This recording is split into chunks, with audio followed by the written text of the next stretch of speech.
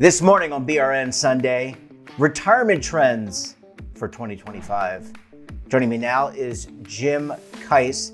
He's the head of group retirement for Equitable. Jim, so great to see you. Thanks for joining us on the program this morning. It's great to be here, Jeff. Thanks for having me.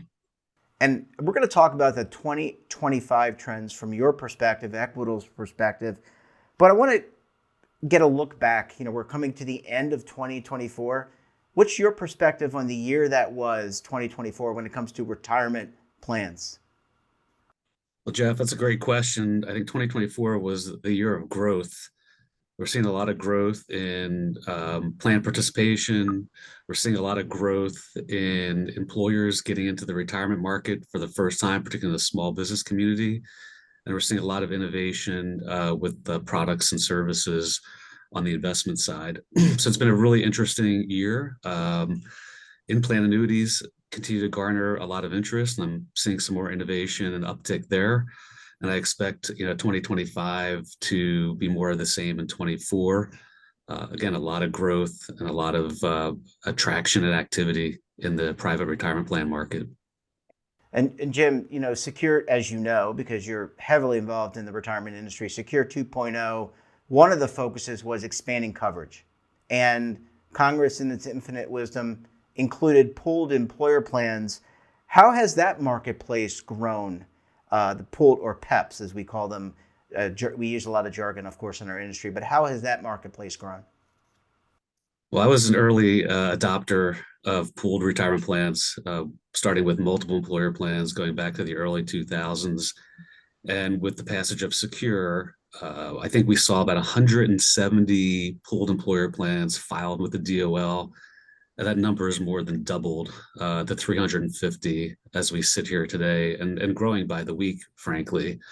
There's a lot of activity going on in the industry. A lot of record keepers are really getting into this space. And then you couple the use of PEPs with some of the mandates that we're seeing, particularly at the state level, and with auto enroll. There's a lot of activity. I talked to a lot of my peers, and the amount of new business that they're putting in to these PEPs is just tremendous, almost difficult to keep up with from what I'm hearing, and we're seeing a similar activity here at Equitable. And just maybe anecdotally, are we seeing the coverage gap start to narrow as a result of these? You mentioned all these pooled employer plans being started up. Is that coverage gap narrowing, and is the legislation actually working? I think anecdotally it is, right? I think there's still a lot of reporting that needs to be done for the adopting employers that either go into a PEP or that have gone into a MEP. I can tell you that the number of MEPs, at least, has grown significantly over the last 20 years. I think when I first started working in that space, there's probably about 2,700 MEPs that existed. And today we sit about 4,700 and growing. And you throw the PEPs on top of that. That's a lot of additional coverage in the small business and small community organization space. But I think the reporting will bear that out once people are able to get their hands around that, and these plans take hold over a period of the next couple of years.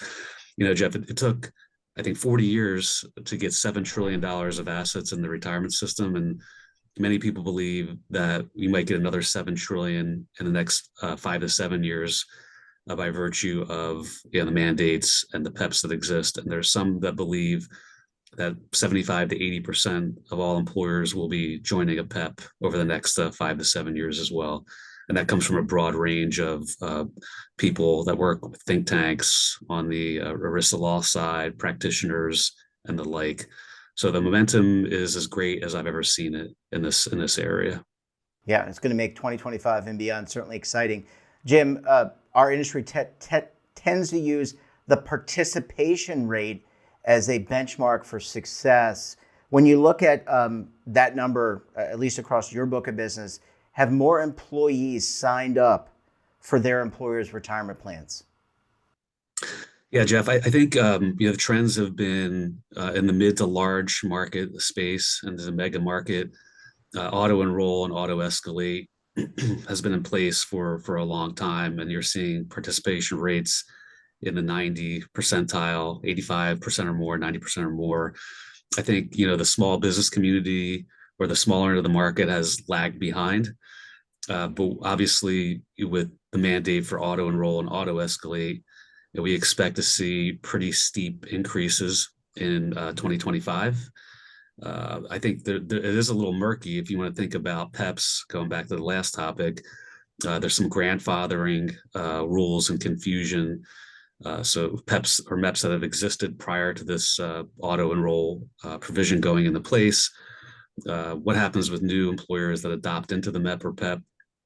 Should they be taking advantage of the auto enroll and auto escalate based on the policy, or can they be grandfathered because the MEP or PEP was in place previous to Secure taking effect? I think most people believe that it's probably the safe bet to have them adopt the auto enroll and auto escalate provisions.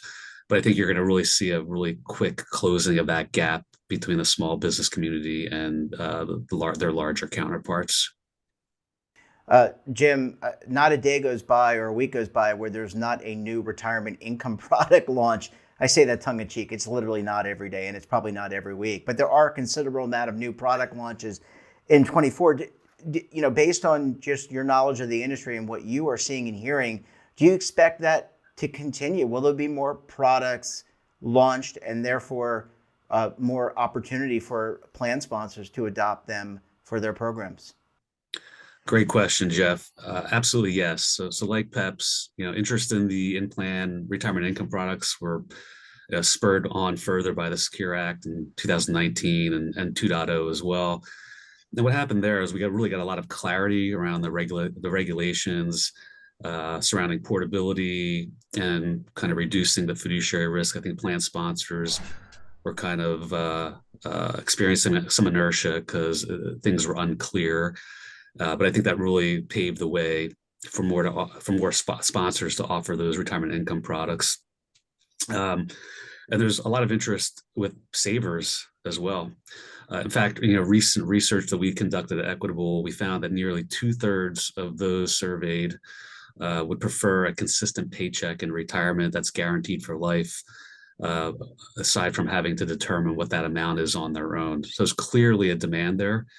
And I think once we see more education with plan sponsors in the consultant community, I have to believe that we're going to see a major uptick in 25 and beyond. And there's a lot of new players that are coming in to that particular market, as you mentioned.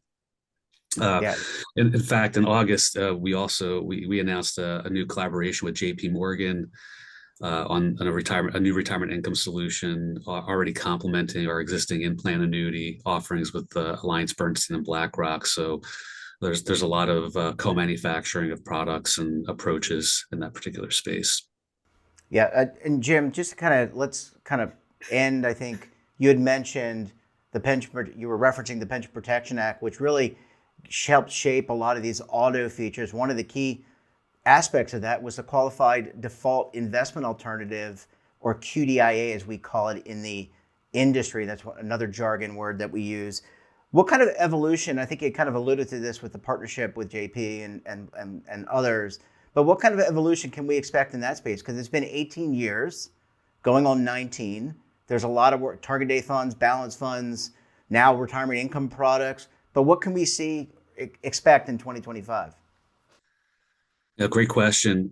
I'm one of those people in the industry that's surprised that managed accounts haven't taken off more than they have. I mean, there are more and more plan sponsors that are offering managed accounts that are more personalized, as well as target dates that are more personalized as well. But I think target dates still have the lion's share of the assets in the qualified plan market. One thing that's interesting as of late is that there's been a lot of talk about hybrid QDIAs, or qualified default investment alternatives, mainly the type that are structured in such a way where younger workers start out in a target date fund, and then as they get closer to retirement, maybe age 45 or so, they switch to a managed account glide path. Excuse me, a managed account glide path as they approach, that older age that's more focused and personalized.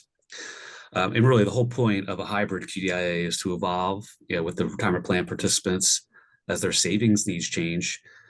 basically transitioning again them to those more personalized default options that take more inputs than just age and basic risk items. And as we all know, our needs become more complex as we near retirement. And I think it's a really interesting approach within the industry. We're seeing some products that are already starting to come to market with some of our defined contribution investment only partners. And we expect that to continue in 2025. And we're also seeing more CITs within the confines of target date funds and managed accounts well. So providing a greater efficiency and actually helping with portability in some regards as well. Well, I think 2024 was, I think, a great year. 2025 is certainly shaping up to be another great year. Hopefully more Americans will be saving, and hopefully we get to that an additional $7 trillion fast on a much faster timeline than the 40 years it took to get there in the past. Jim, we're going to have to leave it there. Thanks for joining us this morning. And look, we look forward to having you back on the program again very soon. Thanks, Jeff. Always a pleasure to talk to you. Thanks again. And don't forget to subscribe to the Morning Pulse for all the news in one place. Details, of course, at our website. And we're back again tomorrow for another edition of BRN. Until then, I'm Jeff Snyder. Stay safe, keep on saving, and don't forget, roll with the changes.